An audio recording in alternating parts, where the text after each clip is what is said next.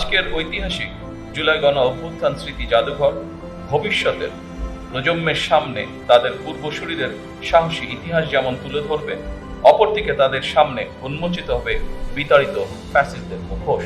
এই বাংলাদেশ আর কখনোই তাবেদারি রাষ্ট্রে পরিণত হবে না ইনশাআল্লাহ। এই প্রত্যাশায় জুলাই গণ অভ্যুত্থান স্মৃতি জাদুঘরের শুভ উদ্বোধন ঘোষণা করছি।